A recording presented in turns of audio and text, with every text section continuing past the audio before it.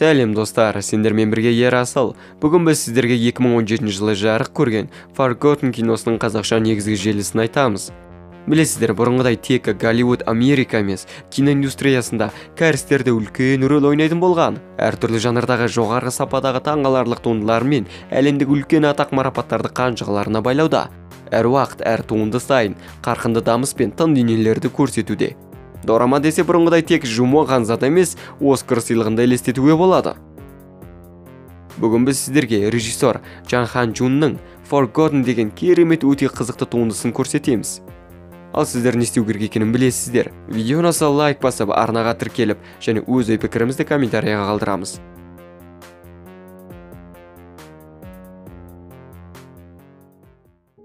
Кино Джин деген жігіттің ата-анасы ағасымен бірге жаңа үйге көшіп келіп жатқанымен басталады. Джиннің ағасы Ю. Джин ағасын қатты сыйлайды. Ю мектепте де жұмыста да өте беделді, ашық жарқын сыйлы адам. Бірақ 2-3 жыл бұрын жол апатына түсіп, бір аяғын ақсап басадым болған. Оған қарамастан спортпен белсенді айналысады. Осылай олар жиһаз заттарын жүк тасушылар арқылы орналастыруда. Календарге қарасақ 1997 жыл екен. Пәтердің бұрынғы иелері қалған заттарын бір бөлмеге қалдырып кетіпті. Сондықтан олар заттарына алғанша ағасы мен Джин бір бөлмеде тұратын болды. Біраз сағаттардан кейін барлық жиһаздарды кіргізіп бітірді. Кеште болып барлығы жаңа үйге келгенін атап өтті. Дәмді кешкі ас пен әңгіме дүкен құра. Пәтердің бұрынғы иесінің қалауымен құлыптаулы бөлмені ашпаңдар деп ата-анасы ескертті. Тамақ ішіп отырып Джин жоғарғы бөлмеден бір дыбыс естиді. Бірақ үйдегілер найзағайдың даусы ғой деп мән бермейді. Және әкесі Джинге тамақ ішіп болғаннан кейін міндетті түрде дәріңді іш дейді. Осылай түнде болып бәрі ұйқыға кетеді. Джин болса жатар алдында Заттыбектің бір-екі өлеңін тыңдап жіберейін деп құлаққаппен ән тыңдауда. Және тағы әлгі бөлмеден дыбыс шыққандай болды. Джин тексеруге шешті. Тұтқаны дәл ұстай бергенде ағасы шығып келіп, не істеп жүрсің дейді. Дыбыс шыққандай болды дейді. Сөйтіп екеуі құлағын есікке тосып тыңдап көреді. Тып-тыныш, дымда жоқ. Дыбыс шынымен шыққандай болып еді дегенде, қой оны, оданша далаға шығып ауа жұтып келейік дейді. Жаңбырда тұрып олар анау-мынау әңгімені соқты. Бір кезде Юдің телефоны шырылдады. Үйдегілер шақырып жатыр екен деп, мен бара берейін деп кетіп қалады. Сәлден кейін Джин де қайтпақ болып келе жатып, жолда ағасын біреулер көлікке күшпен отырғызып ұрлап бара жатқанын көреді. Джин үйге жаны ұшыра жүгіріп келіп, көргенін айтып беріп, талып қалады. Естіп жатқанда шынайыдай түстерді көреді. Дәл өзін біреу тергеп жатқандай. 1-2 күннен кейін Джин еш жияды. Ата-анасы Джиннің еш жиғанына қуанса да, ағасынан әлі еш хабар жоқ екен. Және біраздан кейін полицейлер сенен сол түні көргендеріңді сұрайды дейді. Джин полицейлерге бар көргенін айтып береді, тіпті көлікті нөмірін жаттап алғанын айтады. Бірақ қалада ондай көлік тіркелмеген екен. Ендігі істейтін әрекеттері тек ағасын ұрлағандар хабарласса, сол арқылы мекен жай анықтау. 2 апта өтсе де еш хабар жоқ. Джин үнемі бір түсті көретін болды, және әлгі бөлме жайлы қорқынышты түстерді үнемі көретін болды. 19 күннен кейін Ю үйге өзі келеді. Бірақ ол не көріп қайда болғаны жайлы ештеңені есіне түсіре алмайды. Дәрігер қатты шокқа түскеннен болып, бәрін ұмытып қалуы мүмкін деп диагноз қояды. Және сол күннен бастап Джин ағасынан күдікті іс-әрекеттерді байқай бастайды. Ю түнде шығып, таңертең келетінді шығарды. Бір күні Джин дәрісін ішпек болып жатып түсіріп алады. Дәрін алмақшы болып жатқанда ағасы қане тамақ ішіп алайық дейді. Сөйтіп тамақ ішемін деп, Джин әлгі дәрісі жайлы ұмытып кетеді. Джин ағасынан түнде қайда барып келіп жүрсіз деп сұрайды. Ағасы соңғы кезде менде ай кезбелік болып жүрау деп кәдімгідей күмәнді жауап береді. Тамағын іше салып Ю тұрып кетіп қалады. Джин Ю кетіп бара жатқанда ағасы сол емес, оны аяғымен ағысап жүргенін байқайды.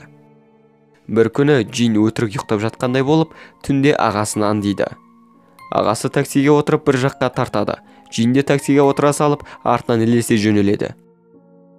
Ағасы түнгі базарға келіп, әлгі өзінен тергеу алған полицейлермен кездеседі. Джин сүретпей полицейлерге көрініп қалады. Джин қаша жөнеледі. Бір мезетте ағасы шығып келіп, Джинді талдырады. Келесі күні Жин әлгі үйде ұйықтап жатқан жерінен оянады. Жин ояна салып ағасынан қорқып жуынатын бөлмеге тығылады.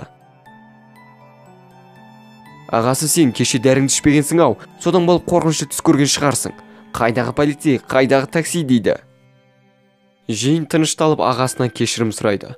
Бөлмесіне барып сабақ істемек болып, әлгі оқиға түс болса, түсінде не көргенін айтпаса да, қалайша ол полицей такси жайлы біледі деп ағасынан шынымен де күмәнданады.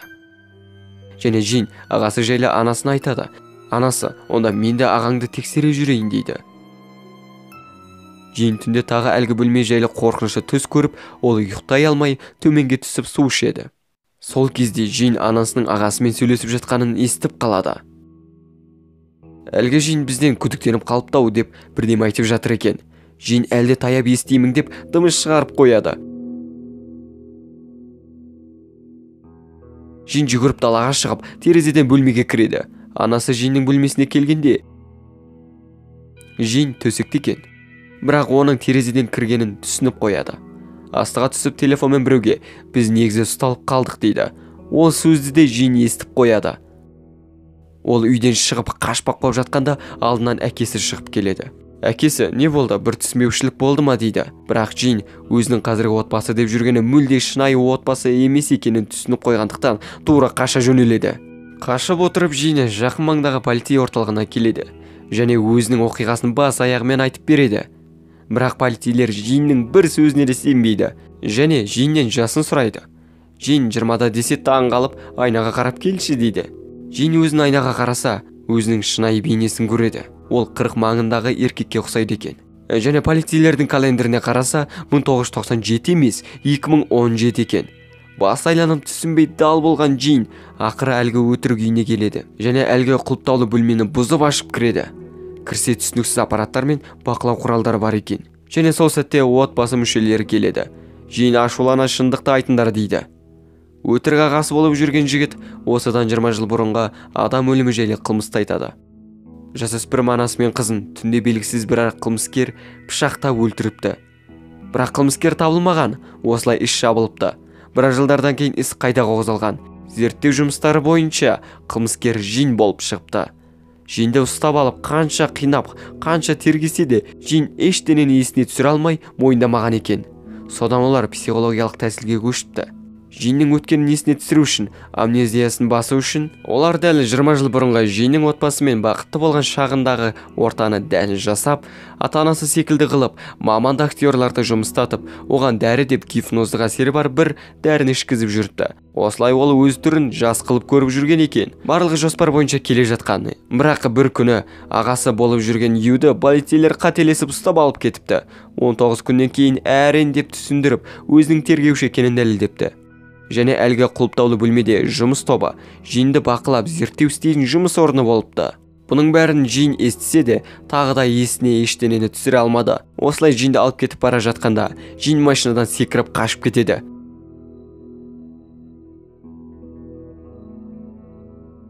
Сүйретіліп келе жатқанда Жинді жүк көлігі соғып кетеді.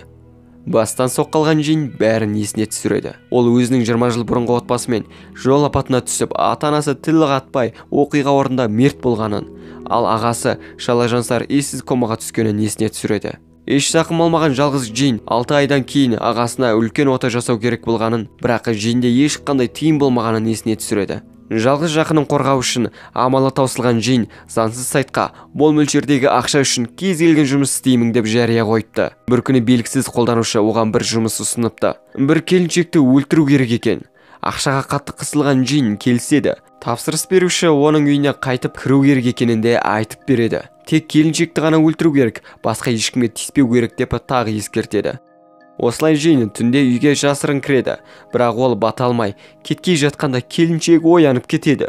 Және Жиннің қолындағы пышақты көріп, айғайға басады. Сол сәтте жоғарыдан бір жасөспірім қыз түсіп келеді. Ол Жинді көре салып қаша жөнеледі. Жин қуамың деп жүріп оған пышақ тығып алады. Қызын көрген анасы кеңірдек жарылғанша шыңғырады. Шокқа түскен Жин оны да пышақтап тастайды. Жин кеткей жатқанда үйдегі бір кішкене ұл балақай шығып келеді. Мамам қайда деп сұрайды. Жин төсекке барып 110-ға дейін санай қой, сонда маман келеді деп кетіп қалады. Байқұс бала төсекке барып санауды бастайды. Жин кетерде үйдегі отбасы суретін көрген еді. Ертеңінде тапсырыс берушімен кезіккенде тапсырыс беруші үйдің әкесі екен. Ол ақшадан қысылғандықтан әйелін өлтіріп, оның атындағы мол мөлшердегі сақтандырудың ақшасын алмақшы болыпты. Жин келіншекті ғана емес, қызды да өлтіргенін айтады. Ал ол ашуланып Жинді өлтірмек болады. Бірақ ол өзі тайып құлап кетіпті. Осылай уақыт қазіргеге келеді. Жин ауруханадан ес жияды. Оны оянғанда ағасы болып жүрген Ю тосып отыр екен. Ю, уды оған екпемен егемін, тез бәрін айт деп бопсалайды. Сол кезде Жин есіне түскенін бірақ айтады. Жин сөзін аяқтағанда, Ю өзінің сол үйде 110-ға дейін санап қалған балаға екенін айтады. Оның балалық шағы жетімдер үйінде өтіпті. Анасының сақтандыру ақшасын туыстары арсыздықпен талап кетіпті. Ю Жиннен анасын өлтіруге кім тапсырыс бергенін сұрайды. Жин өтірік айтып, мен өзім өлтірдім, тапсырыс беруші жоқ, тапсырыс беруші менмін дейді. Ю Жиннің сөзі өтірік екенін сезіп қояды. Жин ауыр болса да шындықты амалсыз айтады.